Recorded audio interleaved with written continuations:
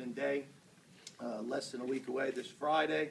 And, the kids have been going at it, as you know, since late August, since they stepped on campus. And we've had a tremendous fall and a really good early spring. But they're ready to play somebody in a different uniform, somebody that doesn't say Ole Miss across their chest. Maybe unfortunately for us, it happens to be TCU, a team that seems to be ranked in the top 10 and a tremendous ball club. But I know our guys are just excited to be out on the field against somebody else.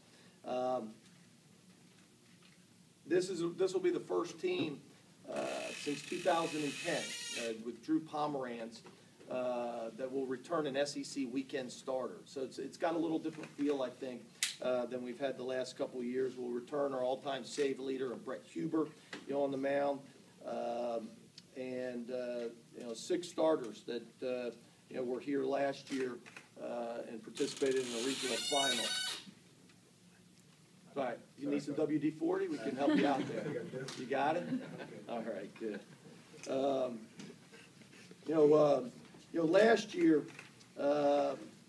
when we went to a regional, and it's one of those things that I don't think about, a lot, or for whatever reason. But over the last 12 years of being here, a lot of people talk about experience. A lot of people talk about who do you have coming back, and this is not a slight to you because I think we get as good as coverage as any team or any program in the country. But I think when you look at college baseball in general, nationally, the media coverage and the publicity is certainly third, on the pecking order under football and men's basketball. So a lot of people don't know who you're returning. A lot of people don't know who do you have coming back. And because I think our season ends 10 days after the football signing date and all of the media coverage with that, it's time, and we're right in the middle of a basketball season. So I think a lot of it gets lost in that shuffle. And so for years I've never put a lot of emphasis on guys that returned until last year after the season.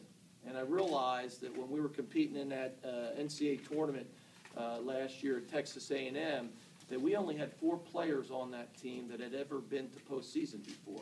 Now, when you take into account that we had been to postseason, 9 out of the last 10 years, and we had just missed 1 year of the NCAA tournament, but yet when you look at a team of 35 players and you look out on the field, people talk so much, I laugh about basketball, the one and done, and the draft and how it works. They need to pay attention a little bit to college baseball because we had missed 1 year of postseason. You look out on the field, and there's only 4 guys that had ever been to postseason before.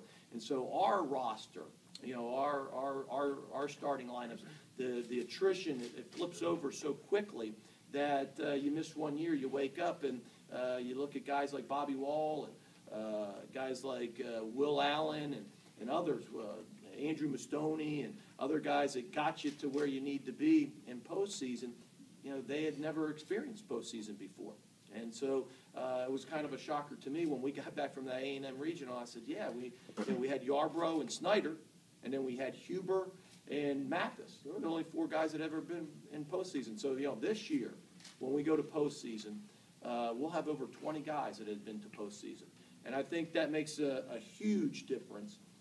And another difference I think that last year's team lacked, that this team certainly has, is last year's team lacked an identity. But this year's team certainly has that identity. Last year's team, when you look around, we pitched okay, we hit okay, we fielded really great. But it's one of those things it's not I think from the media standpoint, it's not one of the things that's mentioned a lot. But this year's team, you look at who we return. And as I mentioned, you return 2 of the SEC starters in Bobby Wall and Mike Myers. Even Chris Ellis, who will throw on Game 3, pitched last year about 30 innings or so and had some very good outings in Southeastern Conference play. You return Brett Huber at the back end of the bullpen, and it's not always or maybe ever again will I stand up here and say that we return the all-time saves leader, at Ole Miss. And so, but along with that, we we got a lot of guys that pitched last year. So you look at those three guys.